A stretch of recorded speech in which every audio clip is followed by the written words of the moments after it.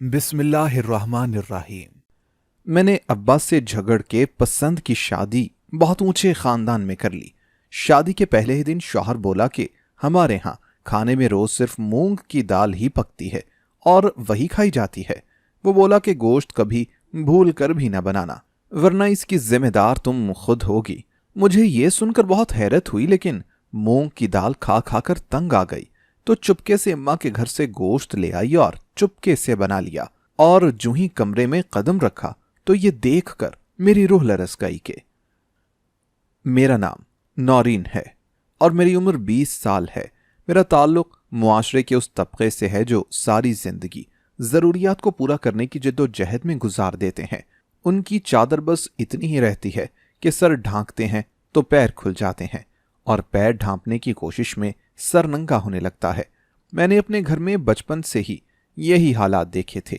हम सब बहन भाई सरकारी स्कूलों में पुराना कोर्स और एक दूसरे का छोटा होने वाला यूनिफॉर्म पहनकर पढ़े थे। भाई कुछ बड़े हुए तो उन्हें स्कूल से उठाकर किसी न किसी उस्ताद के सपुर्द कर दिया गया कि हुनरमंद बन जाएं, क्योंकि हमारे तबके के बच्चे अगर किसी न किसी तरह खुशकिस्मती से पढ़ भी जाएं तो भी नौकरी उनके लिए दीवाने का ख्वाब ही रहती है। फिर वो थक हार कर किसी स्टोर पर सेल्समैनी कर रहे होते या कहीं खड़े छोले या बर्गर फरोख्त करके घर की गाड़ी खींचने में मसरूफ हो जाते। इसी वजह से मेरे अब्बा ने कम उम्री से ही मेरे भाइयों को हुनर सीखने पर बिठा दिया था। हाँ, हम दोनों बहनें मैट्रिक करने में कामयाब हो चुकी थीं और फिर जैसे तैसे करके प्राइवेट इंटर किया और मैंने एक स्कूल में जूनियर क्लास को पढ़ाने की नौकरी कर ली। ये स्कूल हमारे इलाके में नहीं था, बल्कि एक पोश इलाके का स्कूल था जहां एक अमीर घरानों के बच्चे पढ़ने आते थे। स्कूल का मालिक एक नौजवान था और खुद भी एक अमीर घराने से ताल्लुक रखता था। मुझ जैसी गरीब घर की और हसरतों की मारी लड़की के लिए तो ऐसे स्कूल में नौकरी मिल जाना ही बड़ी बात थी। मगर एक चीज थी जो मुझे बेचैन रखती थी। स्कूल के मालिक का रवैया सबके साथ बड़ा नॉर्मल सा रहता था, मगर मुझसे वो कुछ खास मेहरबानी से पेश आता था। मैं इस बात से काफी घबराती भी थी कि मुझ पर ही ये इनायत क्यों। फिर यह भी डर था कि मालिक की खसूसी तवज्जो की वजह से कहीं दूसरे स्टाफ में मेरे ताल्लुक गलत फहमी पैदा ना कर दे। मैं अपनी तरफ से पूरी कोशिश करती थी कि कोई ऐसी बात ना हो कि जिससे मेरी इज्जत पर हर्फ आए। वैसे तो इस बात का किसी ने नोटिस लिया या नहीं, मगर मेरे साथ पढ़ाने वाली लड़कियों में से एक लड़की मुझ पर काफी जुमले कसने लगी थी। वो काफी मॉडर्न लड़की थी और बहुत अच्छी ड्रेसिंग करके आती थी, जबकि मैं अपने सबसे बेहतरीन लिबास में भी उसका मुकाबला नहीं कर सकती थी। वैसे भी मैं जिस तबके से ताल्लुक रखती थी वहां पेट की आग बुझाने की तगदों के बाद इतने वसाइल ही कहां बचते थे कि अच्छे और फैशन के लिबास पर तवज्जो दी जा सके। मेरे पास भी वही चंद एक लिबास थे जो किसी खास मौके पर बनाए गए थे और फिर संभाल कर रख लिए गए थे। वो अक्सर मेरे कपड़ों और जूतों को लेकर तंज किया करती थी।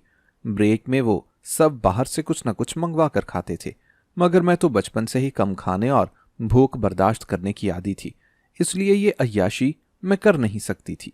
घर से चाय पापे का नाश्ता करके आती। ब्रेक में स्कूल की तरफ से एक कप चाय का मिल जाता तो वो लेकर मैं बाहर लॉन में बैठ जाती।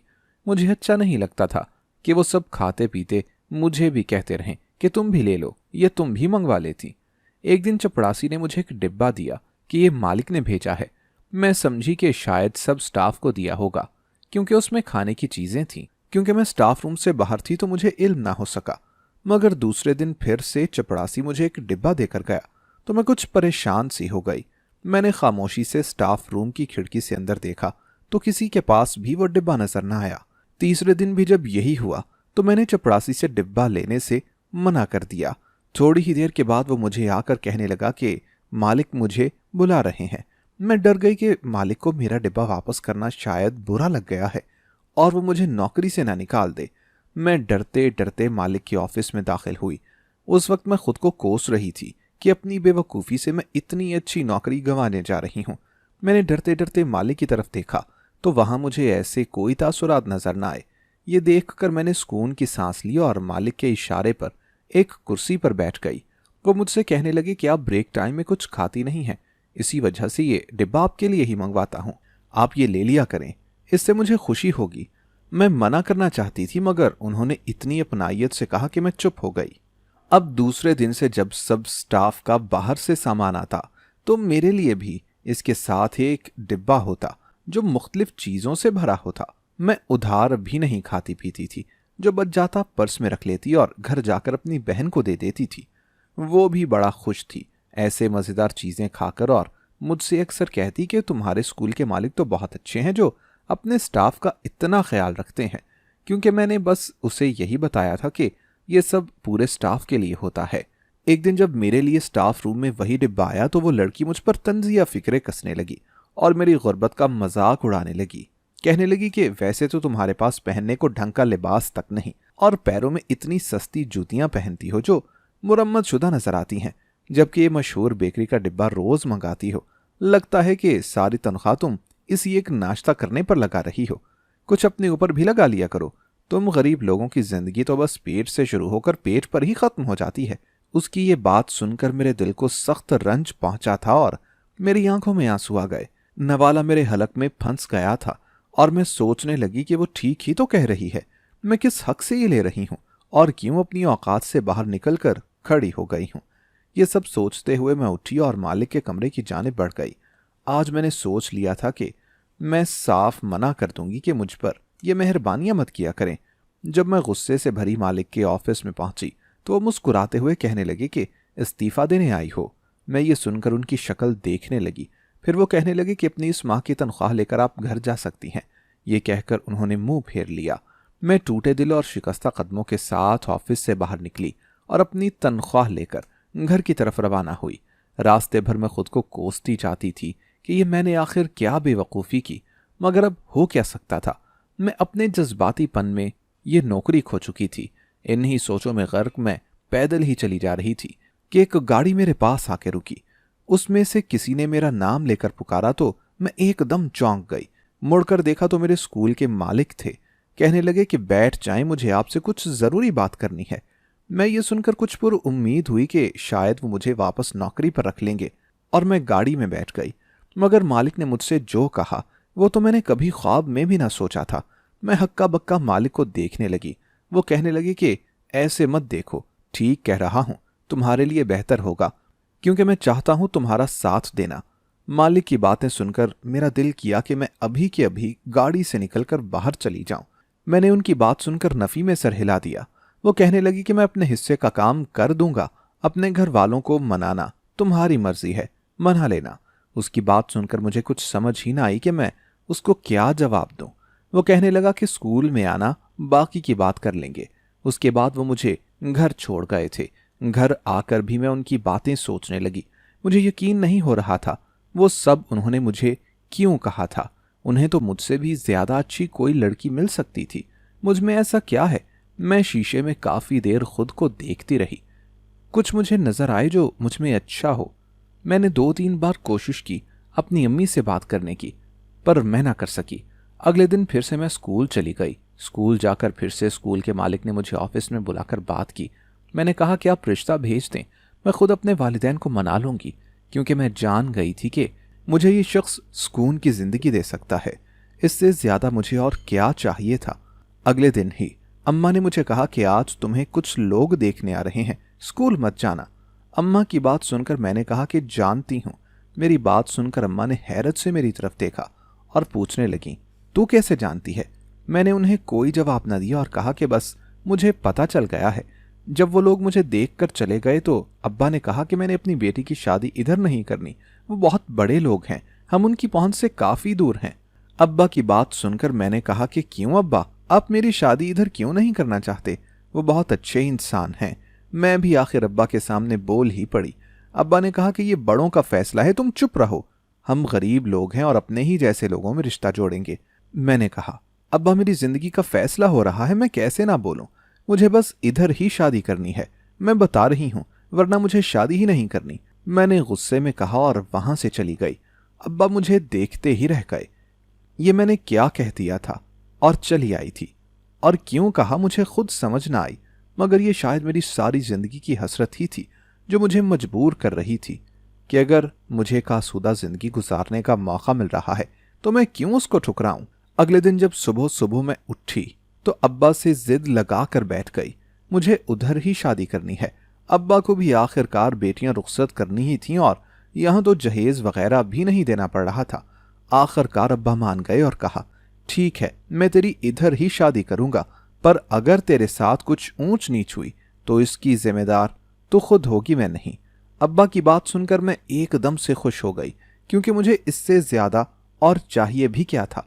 अब्बा मान गए थे, और दूसरी बात ये कि मुझे उन पर न जाने क्यों भरोसा था कि वो मुझे कभी उदास और परेशान नहीं होने देंगे। मैं काफ़ी खुश थी। उन्होंने मेरी अम्मा को कुछ रकम भी दी कि मेरे लिए अच्छे कपड़े और जेवर वगैरह ले लें और किसी चीज़ की कमी ना रहे। इस तरह मेरी शादी की तैयारियां शुरू हुईं और चंद दिन बाद ही आखिरकार मैं रुखसत होकर अपने ससुराल आ गई। ये एक बहुत बड़ा और आलीशान घर था, जिसके एक कमरे में सच संवर कर बैठी हुई थी। इतने में मेरा शौहर कमरे में आ गया और कहने लगा कि मुझे यकीन नहीं आ रहा कि तुम मुझे इतनी आसानी से मिल गई हो। मैंने जिस कदर तुम्हें चाहा था उसके बाद मुझे नहीं लगता था कि तुम मुझे मिलोगी।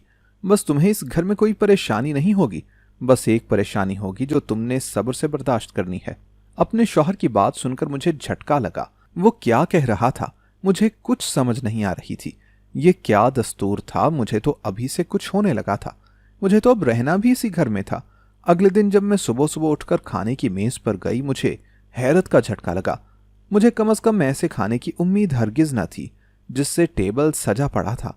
मैंने अपने शौहर की तरफ देखा। वो मुझे कहने लगा कि नाश्ता करो। मैं उससे आखिर कह क्या सकती थी। मैंने टेबल पर नजर डाली। वही वाली मॉडर्न सी लड़की मुंह बनाए नाश्ता कर रही थी। मैंने हैरत से उसे देखा कि वो यहां क्या कर रही थी। उसका इनसे क्या ताल्लुक था? उसके शौहर ने शादी से पहले तो कभी स्कूल में उससे बात तक ना की थी। फिर ये उसी के घर में क्या कर रही थी? मुझे लगा कि शायद शादी वाला घर है, कोई मेहमान होगी। मैं बैठकर बेदिली से नाश्ता करने लगी। वो मुसलसल मुझे घूरे जा रही थी। मैंने उससे गुस्से में देखा, क्योंकि आज मैं भी उससे कम न थी, उसकी पहुंच के बराबर थी। नाश्ता करने के बाद मैं उठकर चली गई। मेरा ख्याल था कि वो 2 दिन तक चली जाएगी, पर वो ना गई। मैं परेशान हो गई। एक दिन मेरा शौहर स्कूल से शाम के वक्त थका हुआ आया। मैंने आते ही पूछा कि वो लड़की सुबह आपके साथ स्कूल जाती है, फिर आपसे पहले वापस आ जाती है, उसने अपने घर कब जाना है? मेरी बात सुनकर वो गुस्से में बोला, जब उसका दिल किया चली जाएगी, तुम्हें उससे क्या मसला है? बंदा थका हुआ आता है और तुमने आते ही सवाल शुरू कर दिए। उसने मेरी बेइज्जती कर दी थी। मैंने उसकी तरफ देखा। उसका चेहरा गुस्से से लाल हो रहा था। मुझे कुछ हुआ। मुझे डर लगने लगा कि वो मुझे कुछ और भी ना कहते। मैं डरती क्या ना करती कमरे से बाहर चली गई। सामने से मेरी उससे टक्कर हो गई। वो मुझे कहने लगी कि अंधी हो, नजर नहीं आता, या आंखों पर अपना महबूब शौहर चढ़ गया है। उसकी अगली बात पर मैंने आंखें फाड़ कर उसकी तरफ देखा। उसने बात ही ऐसी की थी। मुझे अब परेशानी होने लगी थी। रात के वक्त मैं खाना खाने आई। टेबल पर हमेशा की तरह मूंग की दाल सजी हुई थी। सारे इतना मस्त होकर खा रहे थे कि जैसे ना जाने क्या खा रहे हों। मैं भी अपने शौहर के साथ वाली कुर्सी पर बैठ गई और खाने लगी। खाने के दौरान मुझे एहसास हुआ कि अपने माँ बाप के घर कम से कम रोजाना कुछ नया तो खाने को मिल जाता था। मैं बार बार डरते हुए अपने शौहर को भी देख रही थी। मैंने जिंदगी में पहली बार उसे इतने गुस्से में देखा था। वो लड़की मेरे शौहर को कहने लगी कि बाहर चलते हैं, मैं बोर हो रही हूँ। मेरा शौहर उसे लेकर बाहर चला गया और मैं परेशान हो गई। वो मेरा शौहर होकर उसकी बातें क्यों इतनी मानता है? मैं तो थक गई थी रोज रोज दाल खाकर। मुझे समझ नहीं आ रही थी कि आखिर इस घर में गोश्त वगैरह पर पाबंदी क्यों थी। मुझे समझ ही नहीं आ रही थी कि क्यों गोश्त पर पाबंदी लगी हुई थी, और दाल में ऐसी क्या ताकत थी जो हर रोज यही पकाई जाती थी। मैं अपने कमरे में आकर अपने शौहर का इंतजार करने लगी। काफी रात को वो कमरे में आया। मुझे उस पर गुस्सा आया हुआ था। मैंने गुस्से में कहा, आपको मिल गया घर आने का टाइम? अगर आपने इतना बुरा रवैया मेरे साथ रखना था तो मुझसे शादी ही ना करते। गुजार रही थी ना मैं अपनी जिंदगी। मेरे बाप ने कहा था मुझे बाद में कि मैं जिम्मेदार नहीं होऊंगा अगर कुछ हुआ तो, पर मुझे इतना आप पर यकीन था। आपने कहा था कि मुझे कोई तकलीफ नहीं होगी, पर आपने तो मुझ पर अभी से चिल्लाना शुरू कर दिया है। क्यों ऐसा मेरे साथ कर रहे हैं आप? मेरी बातें सुनकर वो मुझे प्यार से पुकारता हुआ बोला, मैं सच में बहुत थक कर आया था और तुमने आते ही इतने सारे सवालात कर डाले और ज्यादा परेशान मैं हो गया था। इसी वजह से मैंने तुम पर गुस्सा किया, पर सॉरी, आज के बाद मैं गुस्सा नहीं करूंगा। उसका रवैया एकदम से बदल गया। मुझे यकीन ही नहीं आ रहा था। वो मुझसे बात बात पर सॉरी करने लगा। मैंने फिर से उस लड़की के बारे में पूछा, पर उसने कोई भी जवाब न दिया। शायद वो जवाब देना ही नहीं चाहता था, या फिर वो उस लड़की के बारे में बात नहीं करना चाहता था। आखिर उन सब की वो क्या लगती थी जो इतनी लाडली थी सबकी। अगले दिन मैं नाश्ते की टेबल पर गई। मेरा दिल बेजार हो गया। सामने खाना देखकर मैं बेदिली से बैठ गई। वो मॉडर्न लड़की मुझे देखकर मेरे शौहर को कहने लगी, अपनी बीवी को बाहर भी ले जाया करो, देखो सारा दिन घर रहती है और इससे दाल भी नहीं खाई जाती है। बेचारी को बाहर ले जाओ कुछ दिन ही, और वहां फिर बेशक मेरी तरफ से इसको बिरयानी खिलाना। उस लड़की की यह बात सुनकर मैं अपने शौहर का बदलता चेहरा देखने लगी। उसके तासुरात बदल रहे थे। मुझे समझ ही ना आई कि उसे हुआ क्या है। वो एकदम से आंखों में नमी लिए उठ गया। वो लड़की उसके पीछे गई। मैं हैरानगी से दोनों को देख रही थी। अगले दिन मैं अपने मेके गई और वहां से गोश्त छुपा कर ले आई। रात के वक्त सोचा कि चुपके से बनाऊंगी, खुद भी खाऊंगी और अपने शौहर को भी दूंगी। मैं जाकर किचन में गोश्त बनाने लगी। साथ साथ डर भी रही थी कि अगर किसी ने देख लिया तो मेरे साथ क्या होगा। साथ ये भी डर था कि अगर मेरे शौहर ने कुछ कहा तो। मैंने गोश्त बनाया, साथ रोटी रखकर कमरे की तरफ गई, ट्रे लिए। जैसे ही मैं कमरे में दाखिल हुई तो मेरी रूह तक लरस गई। मेरे हाथ से ट्रे निकल गई। वो लड़की मेरे शौहर के साथ लगी रो रही थी और वो उसे दिलासे दे रहा था, चुप करवा रहा था। मुझे देखकर वो दोनों अलग हुए। मैं रोती हुई उसे देख रही थी। मेरा शौहर मेरी तरफ आया और कहने लगा कि मेरी बात सुनो। मैंने गुस्से में कहा कि कुछ सुनने को बचा है क्या? बताएं, क्या रिश्ता है आपका इस लड़की से? बताएं मुझे, किस हक से ये हमारे घर में है? इसकी हर बात मानते हैं आप? ये आपकी बीवी है या मैं हूं? मैंने गुस्से में चिल्लाकर पूछा। ये सुनकर वो लड़की रोती हुई मेरी तरफ आई। मुझे लगा कि वो मुझसे झगड़ा करेगी, मगर वो करीब आई और मेरे हाथ मेरे शौहर के हाथ पर रखकर बोली, दोनों खुश रहना। सॉरी, मैं तुम्हें जानबूझकर तंग करती थी, क्योंकि मुझे अच्छा नहीं लगता था अपनी चीज किसी के साथ बांटना, पर मैंने खुद अपनी खुशी से इसे तुम्हारे साथ बांटा है। अब तुम दोनों साथ खुश रहना। वो ये कहकर कमरे से चली गई। मैंने अपने शौहर की तरफ देखा। वो रोता हुआ कहने लगा, जानती हो, ये कहती कि जब तक मैं मरती नहीं तुम लोगों ने इस घर में दाल बनानी है, सब दाल खाना, क्योंकि इसे कैंसर है और ये जल्द ही मर जाएगी। उसने कहा कि वो मरने से पहले किसी ऐसी लड़की के हवाले मुझे करेगी जो मेरा ख्याल रखे, और इसे तुम नजर आई। मैं गुस्से का तेज हूं इसी वजह से इसने पहले तुम्हें देखा कि तुम किस हद तक बातें बर्दाश्त कर सकती हो। ये स्कूल में तुम्हें जानबूझकर बातें सुनाती थी और तुम पर तंज किया करती थी ताकि जान सके कि तुम कितनी बर्दाश्त कर सकती हो। और जब इसे अच्छी तरह से तुम्हारी कुव्वते बर्दाश्त का अंदाजा हो गया तो फिर इसने मुझे कहा कि तुमसे शादी कर लूं। तुम जानती हो वो मेरी बीवी है, पर तुम भी मेरी बीवी हो। मैं तुम दोनों को उदास नहीं देख सकता। मैंने तुम्हें पूरे हक के साथ बीवी बनाया है। वो बीमार है और मरने वाली है, इसी वजह से उसकी सब बातें बर्दाश्त करता हूँ, हर ख्वाहिश पूरी करता हूँ। मुझे उससे मोहब्बत थी। वो बचपन की साथी है मेरी। हम दोनों एक दूसरे से बहुत मोहब्बत करते थे और मैंने उससे पसंद की शादी की थी, पर मुझे नहीं मालूम था कि वो इतनी जल्दी मेरा साथ छोड़ जाएगी। वो अपनी आखिरी सांसें जी रही है, पर बहुत हिम्मत वाली है। कभी महसूस ही नहीं करवाया उसने, पर मैं वादा करता हूं कि तुम्हें कभी उदास नहीं होने दूंगा। उसने मेरे हाथ को अपने हाथ में लेकर मुझसे वादा किया और मैं उसके निकलने वाले आंसू देख रही थी। मतलब वही चाहती थी कि उसके मरने तक सब दाल खाएं। इसी वजह से गोश्त नहीं पकता था। इसी वजह से सिर्फ उससे मेरा शौहर बाहर ले जाता था। उसकी हर बात मानी जाती थी। मतलब वो मेरे शौहर की मोहब्बत थी, पर मैं उसे चाहकर भी नफरत न कर सकी। मैं उसका बहुत ख्याल रखती। वो बहुत अच्छी थी, ये बात मैं जान गई थी।